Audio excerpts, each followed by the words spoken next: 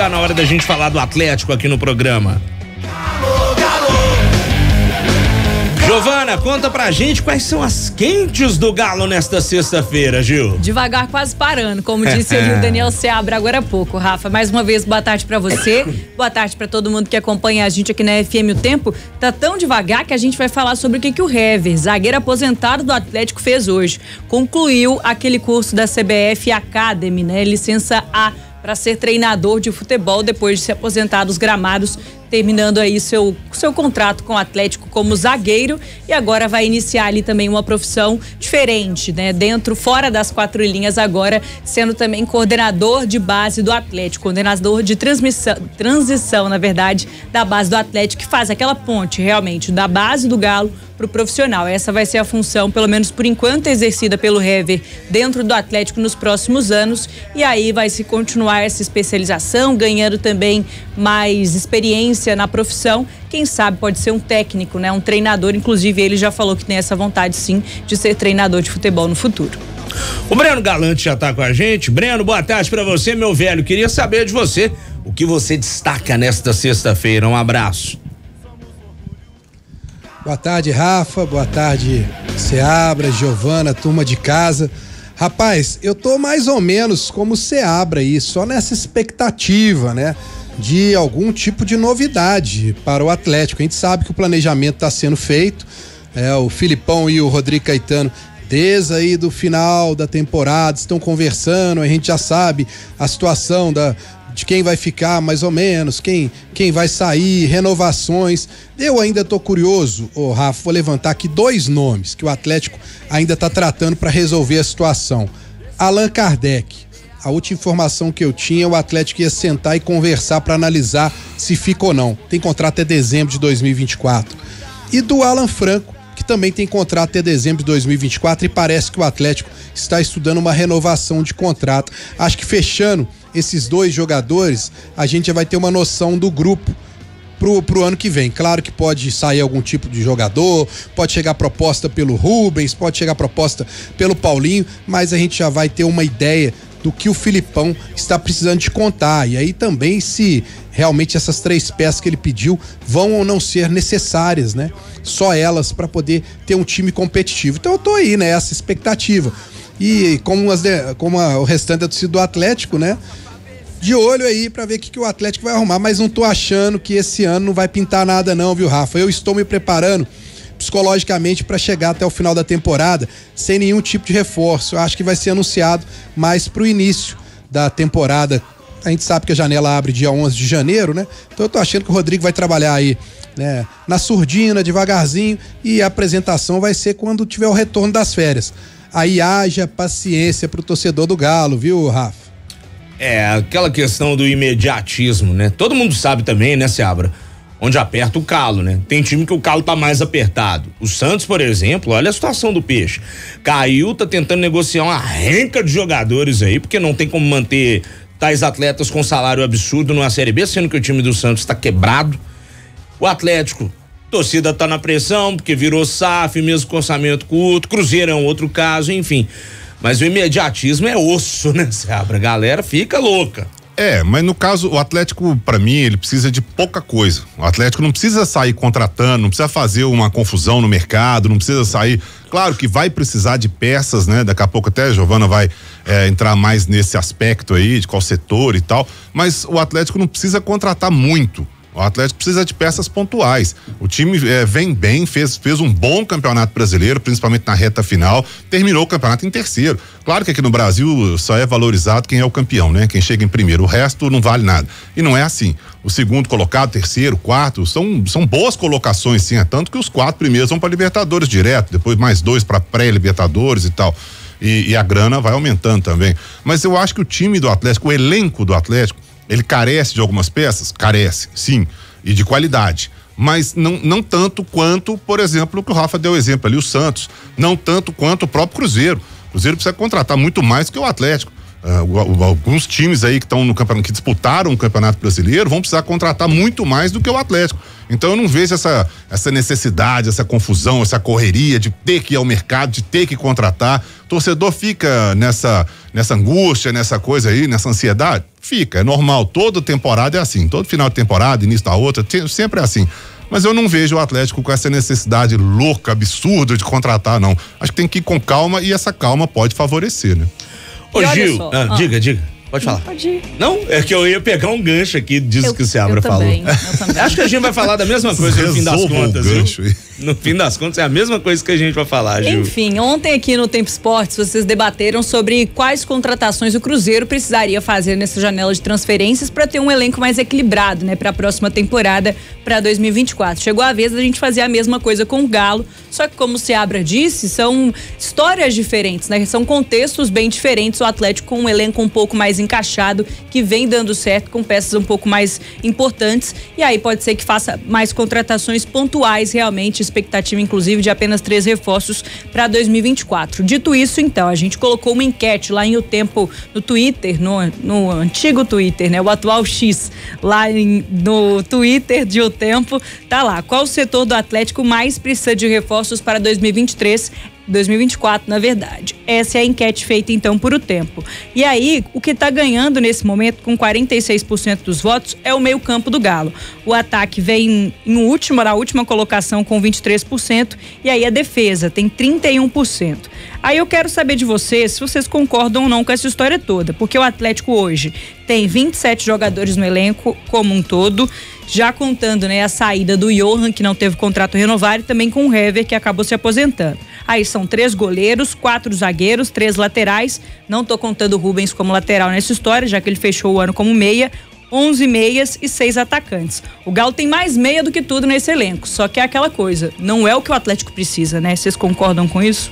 Só para citar nominalmente aqui no site do Galo, temos. Quer que eu faça também essa parte? Vai lá, eu tô aqui com o site aberto, pode mandar brasa. O Atlético então tem 3 goleiros, Everson, Matheus Mendes e Gabriel Delfim, 4 zagueiros, Maurício Lemos, Bruno Fux, Igor Rabelo e Gemerson, os 3 laterais, como disse, sem contar o Rubens, né, que terminou a temporada como meia, Saravia, Mariano e Guilherme Arana, 11 meias, Otávio, Batalha, os 2 volantes do Galo, Edenilson, Alan Franco, Rubens, Pedrinho, Igor Gomes, Patrick, Zaratio, Paulo Vitor e Alisson, os 2 jogadores que vieram da base do Galo. Aí 6 atacantes, Hulk, Paulinho, Christian Pavon, Allan Kardec, Eduardo Vargas e Cadu, que veio da base. Esse é o elenco hoje do Galo que tá de fato no profissional. Sabe por que eu acho, Breno Galante, que a turma tá votando mais em meio campo lá no portal? Por conta do Atlético não ter ainda, depois da saída do Nacho, aquele cara que a turma olha e fala, esse é o nosso 10. Acho que isso tá enviesando, tá guiando muito a forma da turma votar na nossa enquete lá no Twitter. Não sei se você concorda. Rafa, concordo plenamente com você, e eu acho que é a posição mais carente do Atlético. Se a gente analisar o setor defensivo, claro, eu vou aqui falar a realidade do que o Atlético fez. Tem 2 laterais direitos que jogaram a temporada toda, né? Tem, para mim, o melhor goleiro do Campeonato Brasileiro, você tem o melhor lateral esquerdo do Brasil, na minha opinião, e você tem 4 zagueiros aí que pega muita questão física, né? Se o Fux conseguir fazer uma temporada sem lesão, é um bom jogador, o Igor Rabelo também, o Lemos também, e apesar da má fase do Gemerson, também é um bom jogador. Agregado ao Rômulo, que deve subir da base, eu acho que o Atlético, com essa zaga aí, consegue fazer uma temporada tranquilamente. Tem que investir realmente numa posição que é carente. É a questão do homem da criação, da articulação de jogadas. Isso pra mim o Atlético hoje não tem. Seria o Pedrinho, já debatemos aqui, acho que o Pedrinho não conseguiu fazer isso, ainda vai ter uma oportunidade de 6 meses, o contrato dele vai até o meio do ano que vem, para tentar mostrar isso. E a questão do ataque, eu também tenho uma interrogação em relação a isso, porque nós temos aí Paulinho e Hulk em grande momento. Só. Mas Pavon não fez uma boa temporada, o Vargas não dá para contar com ele, né? E o Allan Kardec para mim também é um ponto que não dá para contar. Então eu acho que as pedidas do Filipão, eu concordo plenamente com ele. O que o Atlético precisa hoje é de um meia armador, de um atacante de área para ser reserva do Atlético e de mais um velocista para junto com o Pavon ser reserva. Eu acho que o Filipão fez uma boa leitura. Tô com o Filipão nessa, viu, Rafa? O Ariel também tá falando aqui, Galo precisa também de pontas, Rafa. E o 10, que você lembrou aí, turma que põe velocidade no ataque tá em falta. É isso mesmo, Seabra? É isso, eu assino embaixo do que o Breno falou ali, é o que eu ia dizer. Engraçado, a Giovana destacou bem, o meio de campo do Atlético é o setor mais povoado. Eu também abriu a página aqui do Atlético para ver o elenco, né? Pra gente ir lembrando e tal. É o setor mais povoado. Se você pegar desde defesa, meio campo, ataque e tal, o setor que mais tem opções é realmente o meio de campo. E o meio de campo é também, se não o mais, mas um dos mais carentes. É contraditório dizer isso, mas é verdade, porque não tem realmente um cara aí, nós passamos a temporada inteira falando isso aqui, quem vai assumir ali é o Igor Gomes, é o Zaratio, é o Edenilson, é o Johan, que já não tá mais, vai ter oportunidade, é o Patrick, que ficou devendo. Quem é que vai assumir ali? É o tanto de jogadores que tem. Então, o Atlético precisa realmente de alguém para criar. Desde o Nátio, como o Rafa lembrou, não tem esse criador, não tem esse cara, esse cérebro ali, esse camisa 10, o engante ali no meio de campo. Mas aí você vai pro ataque, aí vamos pro que o Breno falou. Tem Paulinho, que foi artilheiro do campeonato, tem o Hulk, que foi, junto com ele, para mim, se não a melhor, mas uma das melhores duplas aí do campeonato, e acabou. Porque o Pavon não foi bem, Kardec não dá para contar, Vargas muito menos, e aí? Saiu o Ademir, saiu o Sacha, saiu todo mundo, não teve reposição à altura, ou a reposição que teve não assumiu, né? No caso o Kardec, no caso o Vargas já estava aí e acabou sumindo aí no mundo, né? Sumindo no Atlético, não dá mais para contar com ele, né? A gente não sabe nem como é que tá o Vargas hoje, se ele joga, se ele quer ser jogador, se ele não quer, não sei. Mas enfim, eu acho que realmente, para mim hoje, além desse camisa 10, tudo bem, o camisa 10 é fundamental, ok, mas o Atlético conseguiu fazer bons jogos sem esse jogador. Tem gente ali no meio de campo para isso. Eu acho que carente mesmo é o ataque. Porque, mas o Paulinho foi artilheiro do campeonato, o Hulk jogou muito, beleza, e aí? O Hulk toma um cartão aí de vez em quando, é expulso e tal, quem entra? Não, a gente cansou de falar aqui, o Hulk não vai jogar, quem vai jogar? O Kardec? Aí o Kardec entra, e aí? O Pavon tava tendo oportunidade. Pavon, pra mim, podia render N vezes mais do que ele rendeu. Porque eu achei um jogador de seleção, jogador de Copa do Mundo e tal, Christian Pavon, e não rendeu absolutamente nada pra mim. Então, eu acho, pra mim, hoje, o ataque é o setor mais carente. Você perguntou, Eduardo Vargas hoje está nos Estados Unidos com a futura esposa, curtindo a Disney. Só queria dizer, não tô criticando não, tô brincando, porque esse é o assunto também, as pessoas gostam de saber onde estão durante as daqui a pouco alguém manda, mas o cara tá onde tá, gente, tem todo direito. Exatamente. Daqui a pouco ele encontra com o Hulk, que o Hulk também tá lá, né? E o Rodrigo Batalha. Tá todo mundo nos Estados Unidos. Tá todo mundo, menos a gente. Nós o temos Otávio também tá lá. Eles encontraram no karaokê lá, aquela desafinação que a gente passou o vídeo no Barba aqui. O Vargas, inclusive, não tem culpa de nada, não, gente. A gente fala muito do Vargas aqui e tal, mas ele tem contrato com o Atlético, ele tá cumprindo o contrato. Se ele tá jogando, se ele não tá, são outros 500. Se ele tá em forma, se ele não tá, são outros 500. Mas ele tá lá, tá treinando, pelo menos a gente tem notícia, né? Não é indisciplinado. Tá recebendo, tá lá, tá fazendo o dele, tá viajando, tá de férias. Tem todo direito, não tem problema nenhum. Sobre esse meio-campo do Atlético, né, já que esse foi o setor mais debatido por aqui, é o que está vencendo a enquete nesse momento, o jogador mais utilizado pelo Galo na temporada, no meio-campo, adivinha quem foi? No meio-campo? Exatamente, que teve mais jogos pelo Galo em 2023. Otávio. Errado, o Igor Gomes, com 53 partidas. Quê?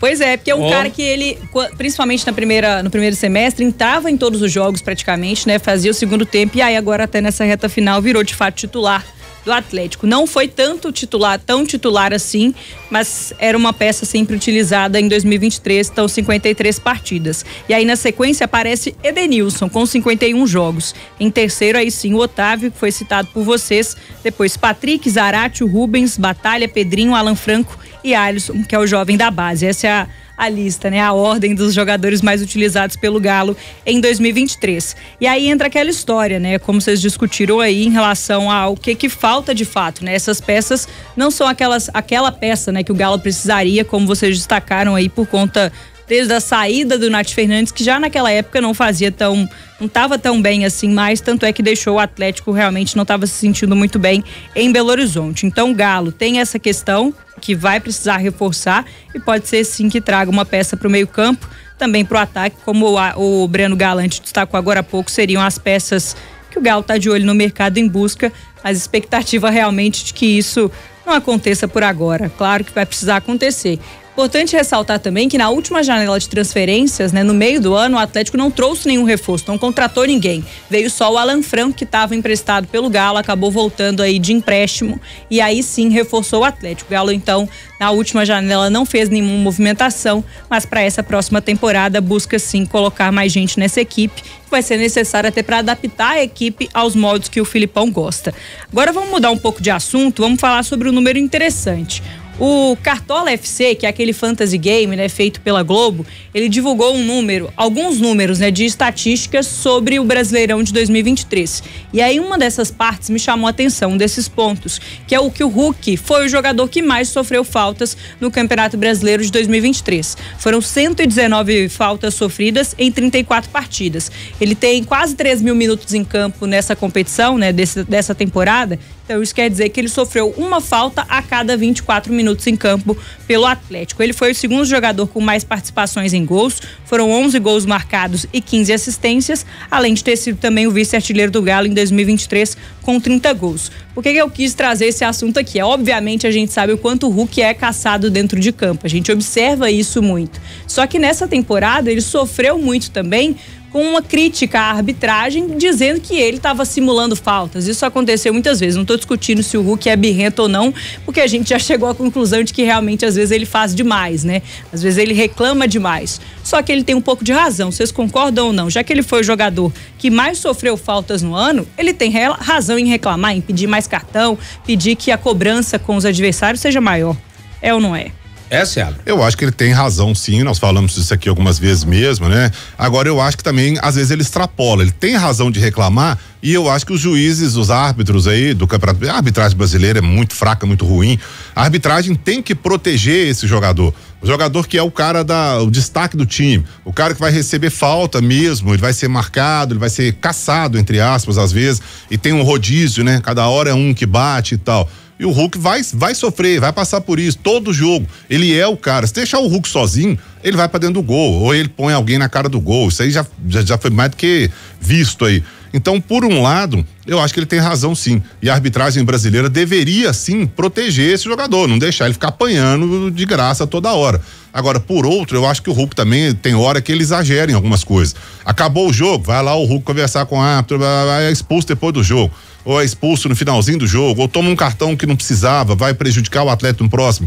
Então tem que ter uma medida e um meio termo, mas que ele tem a razão dele, ele tem sim. Então aí os números para provar e os árbitros deveriam sim proteger. Estão errados para mim os árbitros.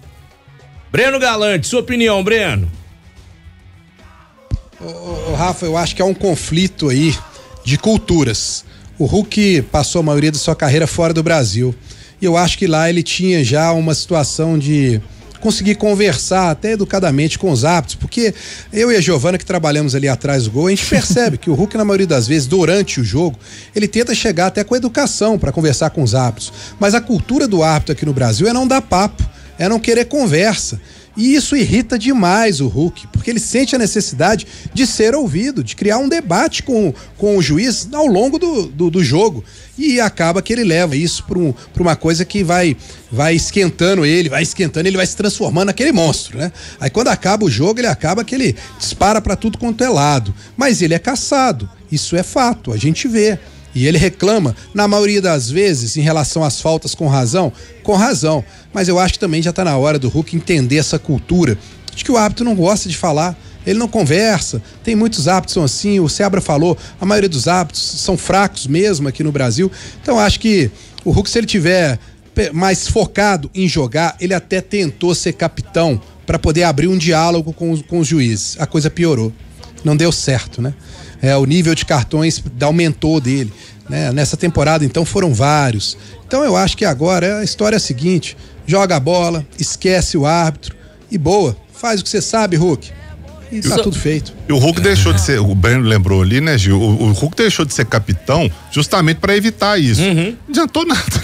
No início, ok, beleza, ele deu uma segurada, conversou com a esposa dele. Isso que eu ia falar, adiantou nada a conversa com a Camila, né? Depois a coisa voltou ao normal.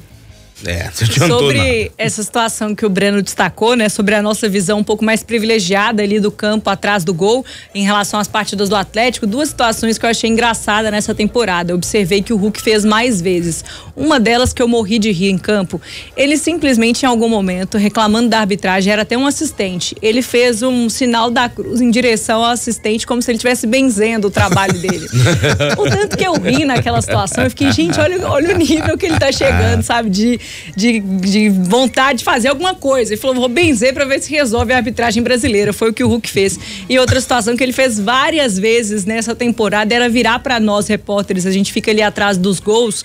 Ele virava e falava, vocês estão vendo o que tá acontecendo? Olha isso, ele parecia que, tipo assim, pelo amor de Deus, alguém ajuda a gente, me ajuda aqui dentro de campo, porque a perseguição tá realmente complicada. Ele cria testemunhas, né, Giovana? Exatamente.